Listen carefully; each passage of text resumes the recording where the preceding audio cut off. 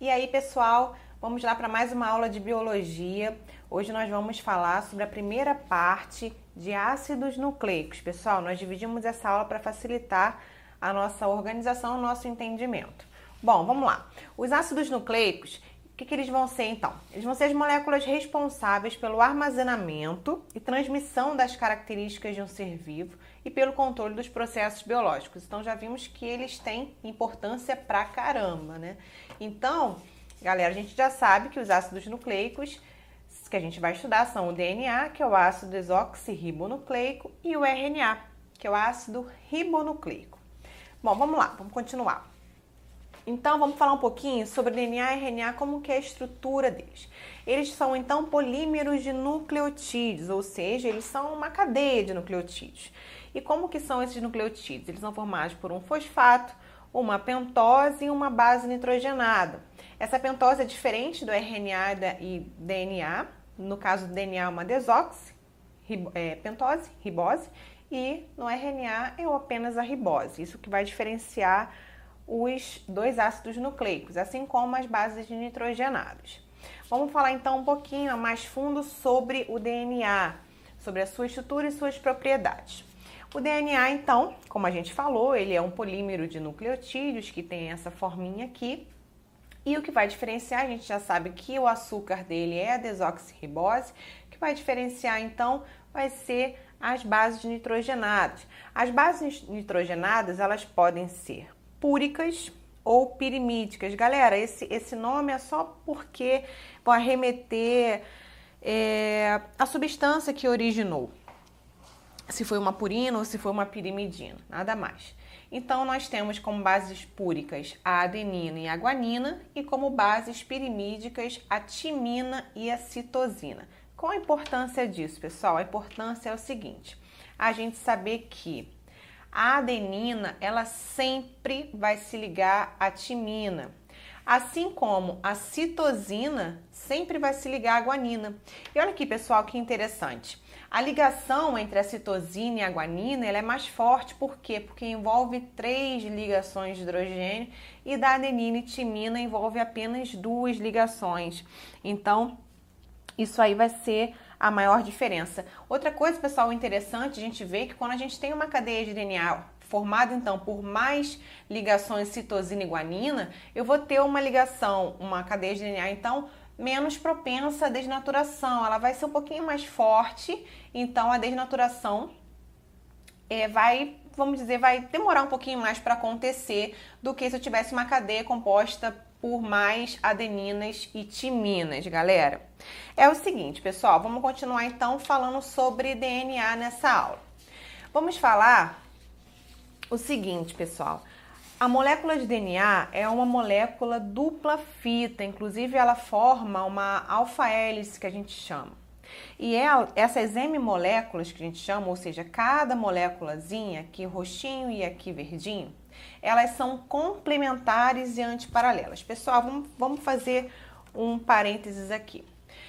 As bases nitrogenadas, na verdade os nucleotídeos, elas se ligam por meio de ligações fosfodiéster.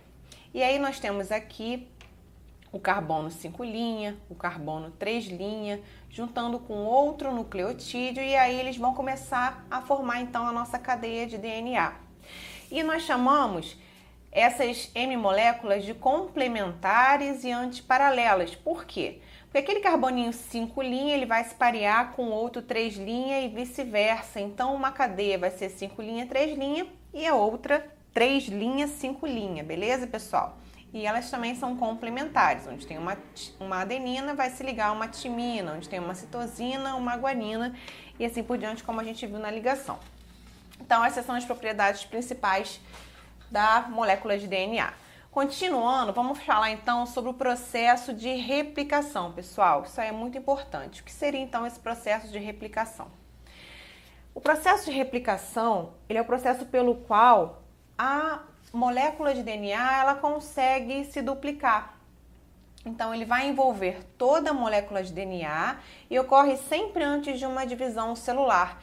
A gente chama a replicação de um processo semiconservativo. Por quê? Por que a gente chama de um processo semi-replicativo? A gente vai ver no esqueminha seguinte. Vamos ver então como é que a molécula de DNA consegue se replicar. Aqui nós temos uma molécula e aí a fita de DNA, para que essa molécula consiga se replicar, ela precisa se abrir. Então essa abertura não é total e nem um acaso, ocorre em pontos específicos que a gente chama de origem de replicação, mas isso não é importante para a gente a nível de vestibular. O que acontece, pessoal? Por meio de enzimas chamadas helicases, acontece a abertura dessas cadeias. E aí, pessoal, na verdade, a molécula de DNA ela é enorme. Então, existem várias origens de replicação, levando a replicação simultânea em vários pontos do DNA, beleza, pessoal? Para que o processo possa ser mais rápido. As enzimas, então, responsáveis pela produção, ou seja, pela polimerização do DNA, são as DNA polimerases, que são mega importantes. Cada uma delas vai se encaixar em uma abertura da hélice e coloca um desoxirribonucleotídeo em frente àquele que está dispareado, e assim vai ocorrendo a replicação ao mesmo tempo em ambas as fitas. Mas o que acontece, pessoal, é importante a gente saber que a DNA polimerase ela não consegue iniciar uma cadeia. Quem começa colocando o nucleotídeo é a RNA polimerase. Olha que legal.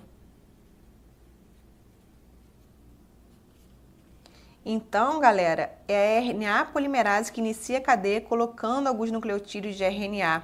E esse segmento de iniciação a gente chama de primer. Então, ele vai colocar aqui um primerzinho, tá? E a partir de então, a DNA polimerase reconhece e vai começar colocando os nucleotídeos pareando aqui, galera. Com isso, o que a gente vai ter ao final dessa replicação? A gente vai ter, como nós falamos, é um processo semiconservativo. Então, a gente vai ter uma M-moléculazinha igualzinha e a outra que vai sendo formada. Olha aqui como é que vai ficar. Essa aqui nós chamamos das moléculas filhas.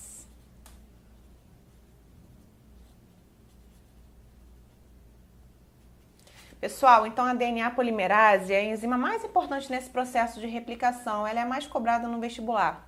Então, é importante a gente saber que ela é responsável por polimerizar a molécula, ou seja, ela vai colocando novos nucleotídeos para que essa cadeia de DNA ela vá se aumentando, vai se replicando.